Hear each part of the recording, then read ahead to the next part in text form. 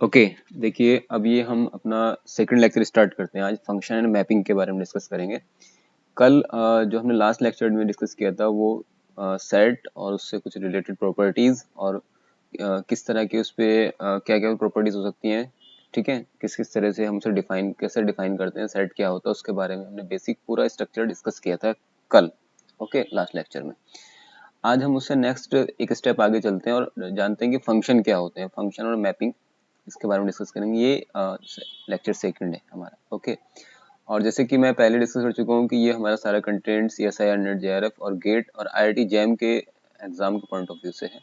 हम उसका whole syllabus यहाँ पर कवर करेंगे, ठीक है। सारा हम जो अ, हमारे पास जितना भी रियल एनालिसिस और abstract algebra, linear algebra, complex analysis, differential equation, partial differential equation, ordinary differential equation, मतलब जितना अप्लाइड पार्ट है और प्योर पार्ट है सब हम यहाँ पर डिस्कस करने जा रहे हैं, ठीक है। सो ये बिल्कुल फ्री ऑफ कॉस्ट है, सब कोई भी इसको ज्वाइन कर सकता है। ओके। सो अगर आप इसको रेगुलर अपडेट रहना चाहते हैं इससे, तो इस चैनल को आप सब्सक्राइब कर लें और बेल आइकन को भी ऑन कर लें। ओके।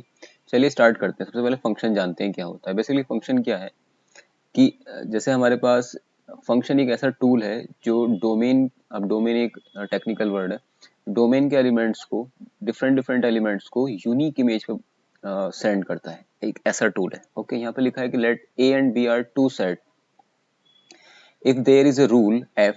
इसको हम फंक्शन बोलेंगे। फंक्शन की वजह से हमने एफ ले लिया, इसको कोई भी एक रूल को कुछ भी ले सकते हैं, ठीक है। If there is a rule F which assign to every element, which assign to every element of A means domain, to the unique element of B. Okay, then such rule F is called the function from A to B. Okay, और हम denote करते हैं कैसे से F A to B, where A is called the domain and B is called the codomain। मतलब कहने का क्या हुआ कि जैसे हमारे पास ये कोई एक डोमेन है, इसको हम डोमेन नाम A नाम दे देते हैं, और ये है B, ठीक है, इसको हम कोडोमेन बोलेंगे। ये डोमेन है और एक दूसरे साइड पे क्या है हमारे पास, कोडोमेन। तो यहाँ पर जितने भी एलिमेंट है, सपोज 1 2 3 A B, कुछ भी एलिमेंट्स है, और यहाँ पर भी डिफरेंट डिफरेंट एलिमेंट है PQRST। तो डोमेन, ये है domain, it is domain and it's called codomain.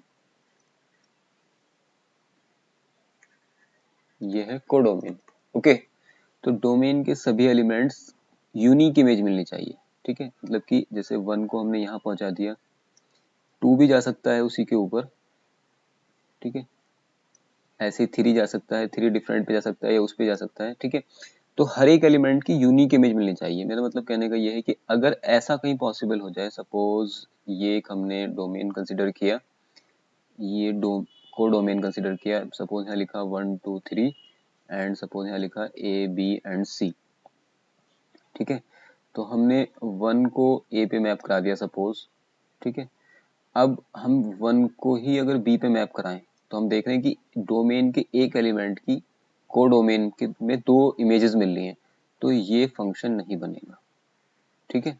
ये फंक्शन नहीं बनेगा, जबकि ये फंक्शन है। हर एक एलिमेंट की यूनिक इमेज मिलनी चाहिए कोडोमेन के अंदर। ये बेसिक डेफिनेशन है अगर हम इसको ग्राफिकल रिप्रेजेंट करें। अगर हम इसको मैथमेटिकली देखेंगे तो वो भी कोई ज़्यादा डिफरेंट नहीं है। सिंपल बस यही है कि हमारे पास जितने भी डोमेन के एलिमेंट है वो कोडोमेन पे यूनिक इमेज पे मैप होने चाहिए, ठीक है। तो हम बोलेंगे ये फंक्शन है, अदरवाइज फंक्शन नहीं है, सिंपल एक रिलेशन है। ओके। अब बात करते हैं डोमेन की बात। Domain, different different domain. अगर कोई फंक्शन, अगर कोई रूल ऐसा है कि रूल तो सेम है लेकिन डोमेन डिफरेंट हो जाते हैं, तो वे फंक्शन भी हमारे डिफरेंट कहलाएंगे, ठीक है। जैसे कि हम बात करें, अगर एक नोट में यहाँ लिख लेते हैं, if we take 2 different domain for same rule F. Rule same है लेकिन अगर उनके डोमेन डिफरेंट हो जाते हैं, then we consider the two function as distinct function. For example, F एक रूल है जो ए से बी पे डिफाइन है, और वही सेम रूल एफ सी से बी पे डिफाइन है। हम यहाँ देख रहे हैं A and C are different, A and C are different, मतलब डोमेन डिफरेंट हो गए हैं, जबकि जो डेफिनेशन है वो F x equal to sine x, और यहाँ पर भी F x equal to sine x. Okay. दोनों साइड एक ही है, सो रूल सेम है, लेकिन डोमेन डिफरेंट होने की वजह से ये दोनों डिस्टिंक्ट फंक्शन कहलाएंगे। सेम फंक्शन दिखाई दे रहे हैं देखने से, f x equal to sine x, f x equal to sine x, but यहाँ पर जो एक्स है वो ए से आ रहे हैं और यहाँ पर एक्स जो है वो सी से आ रहे हैं। ठीक है, तो ये क्या है, डिस्टिंक्ट है, डिस्टिंक्ट फंक्शन। ओके, अब दो फंक्शन इक्वल कब होंगे, सेम कब होंगे, इक्वल होंगे अगर दोनों के डोमेन भी इक्वल हो और दोनों बराबर हो एक्स की सभी वैल्यूज के लिए। Two function f and g are equal if and only if domain of f equal to domain of g। Okay, दोनों के डोमेन बराबर होने चाहिए, साथ ही साथ क्या है कि दोनों फंक्शन बराबर होने चाहिए x की सभी वैल्यूज के लिए, जहाँ x जो है वो कहाँ से आ रहा है, डोमेन से आ रहा है। So f x equal to g x, f x equal to g x for all x belongs to domain and domain of f equal to domain of g, तभी हम कहेंगे ये दोनों फंक्शन इक्वल हैं। अदरवाइज ऐसे दिखने से कि दोनों फंक्शन इक्वल दिखाई दे रहे हैं, ये इक्वल नहीं होंगे अगर डोमेन इनके डिफरेंट हो जाते हैं तो। ठीक है, दोनों अगर डिफरेंट डोमेन है तो फंक्शन को हम डिस्टिंक्ट फंक्शन ही कंसिडर करेंगे। आई होप ये आपको क्लियर हो गया होगा यहाँ से कि डिफरेंट कैसे फंक्शन होते हैं, डिस्टिंक्ट फंक्शन कैसे होते हैं, जबकि दिखने में वो सेम दिखाई दे रहे हैं, it look like same but have different domain, so the function is different और डिस्टिंक्ट। नाउ अब हम बात करते हैं टाइप ऑफ फंक्शन। कई टाइप के फंक्शंस हमारे पास होते हैं। सबसे पहले जो इजीएस्ट है उसको वन वन फंक्शन बोलते हैं। वन वन फंक्शन से मतलब है कि डोमेन के हर एलिमेंट को मैप करें कोडोमेन के डिफरेंट डिफरेंट एलिमेंट पर। ठीक है, उसको बोलेंगे हम one one function. A function f from a to b is said to be one one function if every different element of a have different image in b, also called the injective function. Okay, also called the injective function, इसको injective बोलते हैं। मतलब कहना है क्या हुआ कि जितने भी हमारे पास डोमेन के अंदर एलिमेंट है, अगर मैं यहाँ पर एक डोमेन ऐसे कंसिडर कर लें, सपोज यहाँ पर हम एक डोमेन बना लेते हैं 1 2 3 1 2 3 और सपोज यहाँ पर 4, और यहाँ पर भी यहाँ पर एक कोडोमेन बना लेते हैं, सपोज इसमें लिख लेते हैं हम ए बी सी डी और ई सपोज। सो अभी ना मैप कराते हैं। मैप करने का जो फंक्शन है हमारा टूल क्या है, वो सपोज 1 जा रहा है ए पर, 2 जा रहा है बी पर, और 4 जा रहा है सपोज सी पर, एंड 3 जा रहा है सपोज डी पर। ठीक है, ये जो इस तरह का फंक्शन है, हम देख रहे हैं कि सभी जो डिस्टिंक्ट एलिमेंट हैं डोमेन के, ये डोमेन ए है हमारा, ये कोडोमेन बी है, इसके सभी डिस्टिंक्ट एलिमेंट डिस्टिंक्ट अलग अलग इमेजों पर, डिफरेंट डिफरेंट इमेजेस पर मैप हो रहे हैं, तो ये फंक्शन कहलाएगा वन वन फंक्शन। ओके, और अगर इसको मैथमेटिकली प्रूव करें तो कैसे करेंगे कि अगर हमने दो एलिमेंट्स, उनकी इमेजेस को इक्वल रखेंगे और करस्पॉन्डिंग एलिमेंट्स को इक्वल शो कर देंगे। ठीक है, एक मेथड तो ये, और हम ऐसे भी कह सकते हैं कि अगर हम डिस्टिंक्ट एलिमेंट लें तो उनकी करस्पॉन्डिंग डिस्टिंक्ट ही हमें इमेज मिलनी चाहिए। जैसे कि one one function if x1 x2 belongs to a means domain and f of x1 equal to f of x2, मतलब उनकी इमेजेस सेम है, तो ये इंप्लाइज करना चाहिए कि x1 equal to x2, x1 भी x2 के बराबर ही होगा। और इसको ऐसे भी कह सकते हैं सेकंड लैंग्वेज में हम कि अगर x1 not equal to x2 के है, तो यहां से इंप्लाइज होना चाहिए कि f of x1 not equal to f of x2। Okay, एक बात ही होती है हमारे पास सेकंड, कि अगर डिस्टिंक्ट है तो, अगर एलिमेंट डिस्टिंक्ट है तो करस्पॉन्डिंग इमेजेस भी डिस्टिंक्ट होनी चाहिए, तो ये ऐसे फंक्शन कहलाएंगे वन वन फंक्शन। अब हम बात करते हैं ऑन टू फंक्शन के बारे में। ऑन टू फंक्शन क्या है कि function f a to b is said to be on to function if each element of b means codomain has at least one pre-image in a, मतलब domain, अगर domain में codomain के हर एक element की image मिलती है हमें domain में अंडर द डिफाइन फंक्शन, तो उसको बोलते हैं हम ऑन टू फंक्शन, और इसको हम सर्जेक्टिव भी बोलते हैं। ऐसे ही जो हमारे पास वन वन फंक्शन होता है उसको हम इंजेक्टिव फंक्शन ही बोलते हैं, इसका एक नाम होता है इंजेक्टिव फंक्शन वन वन का, और जो ऑन टू फंक्शन है इसका दूसरा नाम होता है सर्जेक्टिव फंक्शन। ठीक है, तो इसके लिए अगर हम इसको डिफाइन करें तो कैसे डिफाइन कर सकते हैं कि अच्छा रेंज क्या है, यहाँ पे लिखा है कि if function is onto then range of f equal to b. जितने एलिमेंट हैं हमारे कोडोमेन के अंदर वो सारे के सारे उनकी प्री इमेजेस मिल रही हैं डोमेन में, तो ये फंक्शन कहलाएगा ऑन टू फंक्शन। ओके, जैसे कि अगर हम इसको डिफाइन करें, रेंज से मतलब ये होता है बेसिकली कि जैसे सारे मैप्ड एलिमेंट का जो कलेक्शन है वो रेंज कहलाएगा। ठीक है, मैप्ड जितने एलिमेंट हमने मैप किए हैं उन सबको एक सेट में रखते हैं तो वो सेट कहलाता है रेंज ऑफ एफ। ओके, सो जैसे कि मैं यहाँ पर इसको ऑन टू फंक्शन को एक मैप के थ्रू समझाने की कोशिश करते हैं कि हमारे पास सपोज ये कोई फंक्शन रहा होगा, इसमें कुछ एलिमेंट्स हैं हमारे पास यहाँ पर। ठीक है, और यहाँ पर भी कुछ एलिमेंट्स हैं, सपोज कुछ भी एलिमेंट्स हो सकते हैं यहाँ पर। ठीक है, ये कुछ एलिमेंट्स हैं, ये हमारे पास डोमेन ए है, ये कोडोमेन बी है। तो कोडोमेन का हर एक एलिमेंट मैप हो जाना चाहिए। ठीक है, कहीं भी मैप हो, कोडोमेन में एक भी एलिमेंट हमारा रिमेनिंग नहीं बचना चाहिए। जितने भी एलिमेंट हैं यहाँ पर कोडोमेन में वो सभी के सभी मैप्ड हो जाने चाहिए। ठीक है, ये यहाँ पर मैप नहीं होगा, नहीं तो ये फंक्शन नहीं रह पाएगा। ये हम यहाँ पे इसको मैप नहीं कर सकते, यहाँ से इसको रिमूव कर देते हैं। ठीक है, फॉर अंडरस्टैंडिंग के लिए अपनी। तो ये हो गया हमारे पास ऑन टू फंक्शन, सिंपल। ठीक है, तो इधर कोई भी एलिमेंट अगर रह जाता है, एक भी एलिमेंट रह जाता है तो वो फंक्शन ऑन टू नहीं होगा, मतलब पूरी की पूरी रेंज कवर नहीं हो रही है, इसका मतलब रेंज कवर नहीं हो रही है कोडोमेन से। अगर रेंज कवर नहीं होती है पूरी कोडोमेन से तो वो होगा हमारे पास इनटू फंक्शन, उसके बारे में हम डिस्कस करेंगे अभी। ठीक है, और क्या हो सकता है इसमें, कुछ ऐसे ही बना लें या ऐसे भी हम बना सकते हैं कि सपोज यहाँ पर हमने कुछ एलिमेंट ले लिए हैं, सपोज ये कुछ पॉइंट्स हैं, ये कुछ एलिमेंट्स हैं, और यहाँ पर मैंने सपोज 2 ही एलिमेंट ले लिए।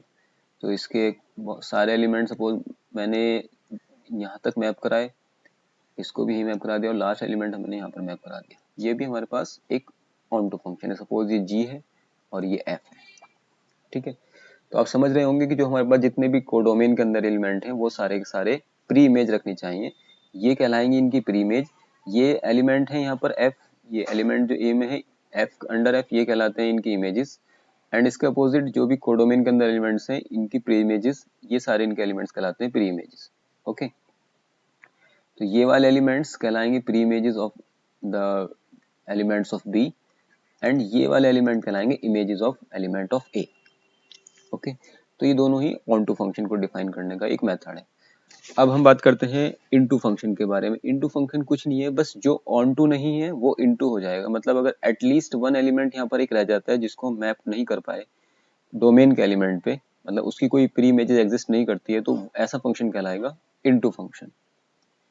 Okay, so a function f from a to b is said to be into function or into map if there exists one element in b which has no pre-image in a under f। ठीक है, तो अगर pre images नहीं मिलती है उसकी, अगर pre images नहीं मिल पा रही है तो उसको कहेंगे हम इनटू फंक्शन। मतलब एक एलिमेंट ऐसा मिल जाता है हमारे कोडोमेन के अंदर जिसकी प्री इमेज डिफाइन नहीं है। जैसे कि एग्जांपल के लिए हम एफ आर टू आर एक फंक्शन डिफाइन करते हैं such that f x equal to x square. ठीक है, तो हम ये देखें कि यहाँ पर कौन, क्योंकि हमने कोडोमेन पूरा आर लिया हुआ है, इसमें जो निगेटिव एलिमेंट्स हैं उनकी तो इमेज मिलेगी नहीं।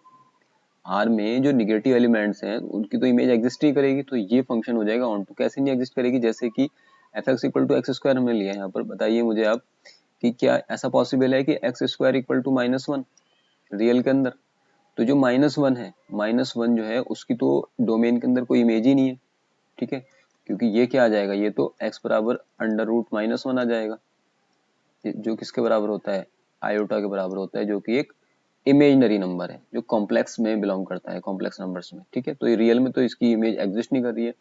इसका मतलब सारे निगेटिव नंबर जो हैं, निगेटिव रियल नंबर, वो इससे निकल चुके हैं। हम कह रहे हैं कि अगर एक नंबर भी ऐसा मिल जाए कोडोमेन के अंदर जो मैप नहीं हो पाए डोमेन पे, तो फंक्शन इनटू हो जाता है। इसमें तो पूरी पूरा सारे निगेटिव नंबर मिल गए, अनकाउंटेबल नंबर्स आ गए इसके अंदर जो मैप नहीं हो पा रहे हैं कोडोमेन डोमेन के ऊपर।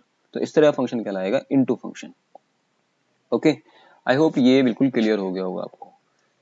अब हम बात करते हैं many one function. Many one function जैसे कि इसके नाम से ही सजेस्ट हो रहा है, इसके नेम से सजेस्ट हो रहा है कि मैनी वन, एक से ज्यादा, दो से ज्यादा, to or more than to, अगर हम एलिमेंट्स ए के मैप कर रहे हैं सिंगल एलिमेंट पर, सिंगल एलिमेंट ऑफ बी के एलिमेंट पर, ठीक है, तो ऐसा फंक्शन कहलाएगा मैनी वन फंक्शन। एग्जाम्पल के लिए आप समझ सकते हैं इसको कि जैसे मैं यहाँ पर एक डोमेन कंसिडर कर लेता हूँ, ये ए, सपोज यहाँ पर 1 2 3 एंड 4, यहाँ पर एक हम कंसिडर कर लेते हैं बी, यहाँ पर सपोज ए, ठीक है।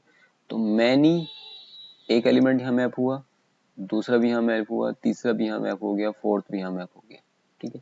तो ये हो गया मैनी वन, इधर है मैनी और इधर है वन, ये फंक्शन कहलाएगा मैनी वन फंक्शन, ठीक है। इस तरह फंक्शन कहलाते हैं मैनी वन फंक्शन।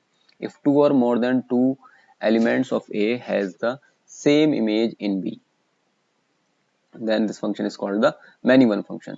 और हम ऐसे भी कह सकते हैं कि different x1 not equal to x2 implies करता है f of x1 equal to f of x2, ठीक है। तो ये जो 1 1 था उसके एज ए बिल्कुल अपोजिट चल रहा है यहाँ पर मामला, क्योंकि डिफरेंट होने पर भी इमेजेस सेम आ रही हैं। अगर डिफरेंट होने पर इमेज डिफरेंट आती है तो वो फंक्शन 1 1 होता है, ठीक है। और हम इसको ग्राफिकली ऐसे समझ सकते हैं कि मैनी वन, ये मैनी वन फंक्शन है। ओके, नाउ अब हम बात करते हैं आइडेंटिटी फंक्शन। आइडेंटिटी फंक्शन क्या होता है बेसिकली कि a function from set x to itself such that every element mapped with itself, सारे एलिमेंट खुद पे ही मैप होने लगे तो उस फंक्शन को बोलेंगे हम आइडेंटिटी फंक्शन। जैसे कि एग्जांपल के लिए आप समझ सकते हैं, यहाँ पर मैं कोई एक ऐसे ग्राफ अगर ड्रॉ करूं इसका, ये सपोज ये 1 2 3 4 5 एंड सपोज यहाँ पर 1 2 3 4 5, ठीक है। तो ये जो हमारा आइडेंटिटी फंक्शन है वो होता है f x equal to x, मतलब ये एक ऐसी लाइन ड्रॉ हो जाएगी, ठीक है। तो 1 यहाँ पर भी 1 1 1 पे मैप हो गया, ये वाला पॉइंट आ गया, 2 2 पे मैप हो गया तो ये वाला पॉइंट आ गया, ऐसे 3 3 पे मैप, 4 4 पे एंड सो ऑन, ठीक। तो ये है हमारे पास आइडेंटिटी फंक्शन। कैसे डिफाइन होता है ये, एक्स टू एक्स इटसेल्फ, जो एलिमेंट्स डोमेन के हैं वो ही कोडोमेन के एलिमेंट भी हैं, और f x equal to x for all x belongs to capital X. Capital X is the set and x is the element, small x is the element and capital X is the set. ऐसे हम पहले discuss कर चुके हैं कि हम जो sets होते हैं उनको कैपिटल लेटर से डिनोट करते हैं, और जो एलिमेंट्स होते हैं लास्ट लेक्चर में हम डिस्कस किया था उनको स्मॉल लेटर से डिनोट करते हैं। तो ये हो गया हमारे पास आइडेंटिटी फंक्शन। अब हम बात करते हैं बाइजेक्शन। बाइजेक्शन जैसे इसके नेम से सजेस्ट हो रहा है कि बाइजेक्शन का मतलब होता है 1 1 और ऑन टू। एक ऐसा फंक्शन जो 1 1 भी हो साथ ही साथ ऑन टू भी हो, वो कहलाएगा बाइजेक्टिव फंक्शन और बाइजेक्शन, ठीक है। तो क्या क्या हो सकता है ये, मतलब कि जैसे कि मैं यहाँ पर एक ग्राफ अगर छोटा सा ड्रॉ करने की कोशिश करूँ, यहाँ पर ये, यहाँ पर हम ले लेते हैं सपोज 1 2 3 फॉर एग्जाम्पल, और यहाँ लेते हैं ए बी सी। 1 1 तो ये कहता है कि सारे एलिमेंट, इसके डिफरेंट एलिमेंट यहाँ के डिफरेंट इमेजेस पे मैप होने चाहिए, ठीक है। और ऑन टू ये कहता है, ये तो सपोज ए है और ये बी है, और ऑन टू क्या कहता है कि बी के जो एलिमेंट्स हैं, मतलब कोडोमेन के जो एलिमेंट है, उनकी सारे के सारे एलिमेंट की प्री इमेजेस एग्जिस्ट होनी चाहिए, ठीक है। एक भी एलिमेंट इधर नहीं रहना चाहिए ऐसा कि जो जिसकी प्री इमेज एग्जिस्ट ना करती हो, तो वो होता है हमारा on to.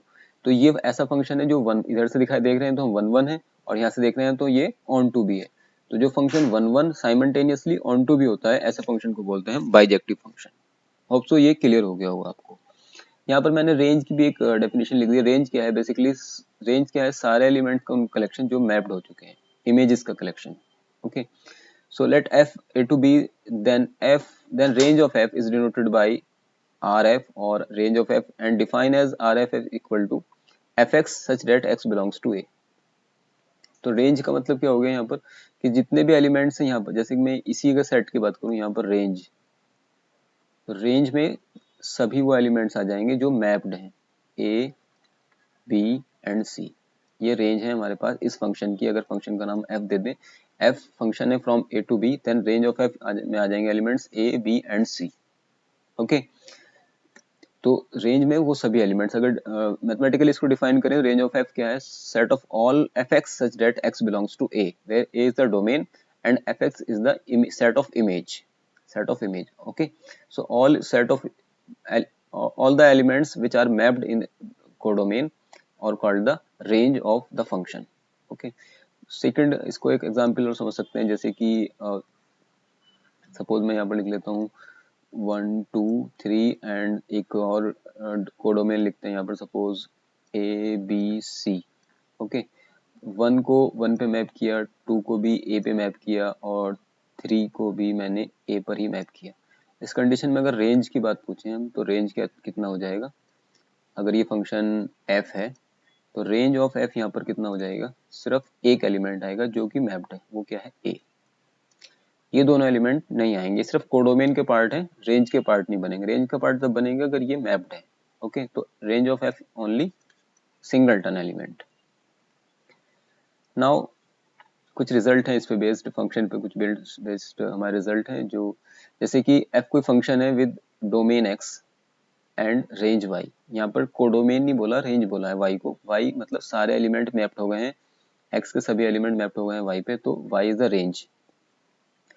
Late a and b are the two subset of x, then first result ये है कि if a contained in b then f of a मतलब रेंज ऑफ a, मतलब जितने भी रेंज है हमारे इसके वो भी कंटेन होगा f ऑफ b में, जबकि इसका कन्वर्स ट्रू नहीं है. कन्वर्स ट्रू नहीं है मतलब क्या हो जाता है, इसका मतलब होता है कि अगर f of a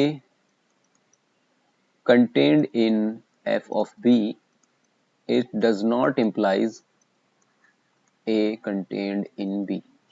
okay, converse part true नहीं है, जबकि इधर से ये ट्रू है कि a if a is contained in b then f of a contained in f of b.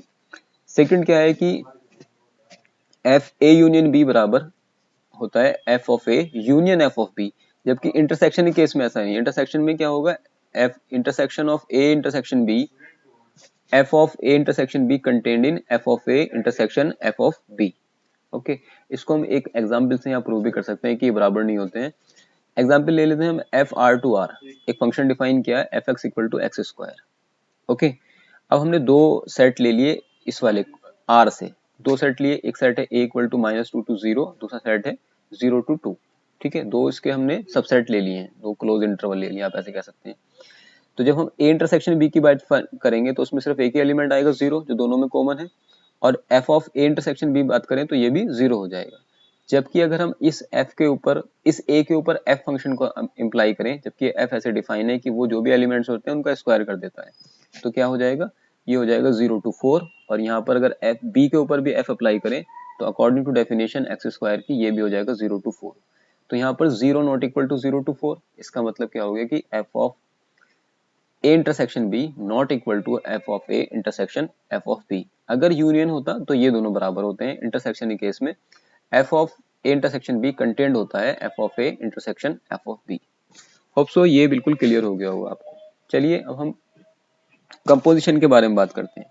Composition of two functions, ये वेरी सिंपल है. अगर हमारे पास दो फंक्शन अलग अलग गिवन है, f a to b and g b to c are two functions, then we define the function gof by gof of x और gof of x for all x belongs to a. ये हम ऐसे define करते हैं, इसको बोलते हैं gof. ऐसे f of g भी कह सकते हैं, f of g भी हम उसी तरह डिफाइन कर सकते हैं कि f of g बराबर f of, यहाँ पर हम लिखते हैं f of gx. ओके, इस तरह से. So composition of function is not commutative. ऐसे हम जी ऑफ एफ डिफाइन करते हैं इस तरह से, और एफ ऑफ जी हम ऐसे डिफाइन कर सकते हैं. ये कहलाता है कंपोजिशन ऑफ टू फंक्शंस. इसके लिए हम एग्जांपल से इसको समझ सकते हैं आगे. अब बात करते हैं इसकी कुछ प्रॉपर्टीज हैं, जैसे composition of two function is not commutative. F of g find करें और जी ऑफ फाइंड करें, ये कॉम्यूट नहीं करते, दोनों ये डिफरेंट आते हैं. Okay, composition of function associative होते हैं, जबकि अगर आप तीसरा फंक्शन एक एच ले लें और एक एफ और जी, दो हमारे पास दो फंक्शन है, तो h of g of f equal to h of f bracket में एफ ऑफ जी, ये एसोसिएटिविटी प्रॉपर्टी को होल्ड करता है. Composition of two bijective function. अब बाइजेक्टिव हम पहले डिस्कस कर चुके हैं क्या होते हैं, composition of two bijective function is also bijective. Okay, तो दो बाइजेक्टिव फंक्शन का जो कंपोजिशन होता है वो भी बाइजेक्टिव होता है। Inverse function, inverse function very simple है भाई, इनवर्स कुछ नहीं है, जैसे कि एफ ए टू बी। अच्छा, इनवर्स होने के लिए जरूरी यह है कि वो वन वन भी हो और ऑन टू भी हो, मतलब बाइजेक्टिव फंक्शन ही इन्वर्टेबल होते हैं। अगर बाइजेक्टिव नहीं है तो इन्वर्टेबल नहीं होगा। सिंपल वन वन है तो भी इन्वर्टेबल नहीं कह सकते, सिंपल ऑन टू है तो भी इन्वर्टेबल नहीं कह सकते, वन वन और ऑन टू साथ साथ होने चाहिए, तब हम कहेंगे कि फंक्शन वो इन्वर्टेबल है। किसी फंक्शन के इन्वर्टेबल होने के लिए जरूरी है कि फंक्शन वन वन भी हो और ऑन टू भी हो। इसका मतलब ये है, अगर इसको हम थोड़ा सा लिंक कर दें अलजेब्रा से, तो मतलब क्या है कि उसके अंदर नलिटी नहीं होनी चाहिए, कुछ भी एलिमेंट बचे नहीं रहने चाहिए, नलिटी नहीं होनी, मतलब कर्नल के अंदर कोई एलिमेंट नहीं आना चाहिए उसके। अगर एलिमेंट कर्नल उसका जीरो होता है तो उसको भी हम इन्वर्टेबल बोलते हैं। हालांकि ये लीनियर अलजेब्रा से रिलेट कर रहे हैं, लेकिन यहाँ पर सिंपल आप इतना समझ सकते हैं कि फंक्शन वन वन और ऑन टू है तो ऐसे फंक्शन को हम इन्वर्टेबल फंक्शन बोलते हैं। और डिफाइन कैसे करते हैं इनवर्स को, अगर f a to b one one और ऑन टू फंक्शन है तो inverse of function f inverse define as f inverse b to a such that f inverse b equal to a, where b is the element of b and a is the element of a. Okay, if b belongs to b where f of a equal to b, ये ऐसे हम define करेंगे inverse function को। अगर b element है capital B का तो f of a बराबर b, मतलब कि image of a is the element of a equal to b। Okay, ये क्या हो रहा है बेसिकली, ये इन्वर्ट, ये हमारे बाइजेक्शन को ही बता रहा है यहाँ पर। तो a से b है तो इन्वर्टेबल में लिखेंगे b टू a, और डिफाइन कैसे होगा, एफ इनवर्स बी बराबर ए। अब रिजल्ट, इस पे कुछ रिजल्ट बेस्ड है कि अगर एफ वन वन और ऑन टू फंक्शन है और जी एक फंक्शन है from B to A is inverse of F, ji is the inverse of F, then F of ji and ji of F define होंगे, और एफ ऑफ जी होगा identity of B and ji of F होगा identity of ए। लेकिन condition क्या है कि F को यहाँ पर पहले वन वन ऑन टू होना पड़ेगा, और जी क्या है, ये इनवर्स है एफ का। उस कंडीशन में एफ ऑफ जी और जी ऑफ एफ दोनों डिफाइन होंगे और दोनों ही आइडेंटिटी के बराबर होंगे। नाउ इसकी कुछ प्रॉपर्टीज और भी हैं यहाँ पर कि F is invertible if and only if, ये हम डिस्कस कर चुके हैं कि वो वन वन होगा और ऑन टू होगा, तभी वन वन एंड टू दोनों होंगे तभी हम कहेंगे कि वो इन्वर्टेबल है। इसी तरह से जैसे कि हम ग्रुप थ्योरी में डिस्कस करते हैं कि अगर इनवर्स एग्जिस्ट करता है किसी एलिमेंट का तो यूनिक होता है, उसी तरह से अगर कोई फंक्शन इनवर्स कोई फंक्शन इन्वर्टेबल है, उसका इनवर्स अगर एग्जिस्ट करता है, if it is exist then it is unique, तो इनवर्स ऑलवेज यूनिक होता है। ओके, इनवर्स ऑफ बाइजेक्टिव और इन्वर्टेबल, इनवर्स अगर हम फाइंड करें, ये हमारे पास बात हो गई अभी सिंपल इतना कि ये हमारे पास फंक्शन एग्जिस्ट यूनिक होता है। Inverse of bijective invertible function is invertible. अगर हमारे पास इनवर्स ऑफ बाइजेक्टिव या invertible function is invertible. Okay, कोई भी बाइजेक्टिव फंक्शन है, बाइजेक्टिव मतलब वन वन ऑन टू, उसका इनवर्स भी अगर इनवर्स फाइंड करना है तो वो inverse of bijective function is invertible, वो इन्वर्टेबल हो जाएगा। द लास्ट कुछ और यहाँ पर इसकी प्रॉपर्टीज गिवन है कि f from x to y and EF are the subset of y, ये दोनों ही सबसेट हैं y के। Then f inverse of phi equal to phi, phi is the empty set. If E contained in F, then inverse of E contained in F inverse of F, F inverse E union F। आपको यहाँ पर ये याद रखना है कि E and F are the subset of Y, मतलब codomain के एलिमेंट है, कोडोमेन के पार्ट है, ये कोडोमेन के सबसेट है। तो F inverse A union B simple distribute हो जाएगा F inverse E union F inverse F। इसी तरह से इंटरसेक्शन भी सिंपल डिस्ट्रीब्यूट हो जाएगा F inverse E intersection F बराबर F inverse E intersection F inverse F। Okay, so ये था हमारा कुछ डिस्कशन फंक्शंस के बारे में और कुछ प्रॉपर्टीज के बारे में। आई होप ये आपको क्लियर हो गया होगा। अभी हम नेक्स्ट लेक्चर में इसका आगे का डिस्कस करेंगे। हम सब टोटल पार्ट डिस्कस कर रहे हैं जो भी हमारा रिलेटेड है सिलेबस से रिलेटेड है, हमारे CSIR नेट IIT JAM और गेट के। ओके, आई होप ये आपको क्लियर हो गया होगा। फिर भी अगर कोई डाउट है तो प्लीज कमेंट सेक्शन जरूर बताएं, एंड अगर इसको आप कंटिन्यू अपडेट रखना चाहते हैं तो प्लीज इसको सब्सक्राइब करने चैनल को, और कमेंट सेक्शन में कोई भी डाउट हो तो उसको जरूर लिखें और शेयर करते रहें अपने फ्रेंड्स के बीच में। आई होप बिल्कुल ये आपको क्लियर हो गया होगा। नेक्स्ट लेक्चर में हम इससे आगे के बारे में डिस्कस करेंगे, काउंटिंग ऑफ फंक्शंस के बारे में डिस्कस करेंगे नेक्स्ट में, कैसे हम फंक्शंस को काउंट करते हैं, जो कि इंपॉर्टेंट पार्ट है हमारा एग्जाम के पॉइंट ऑफ व्यू से। Okay okay, thank you again.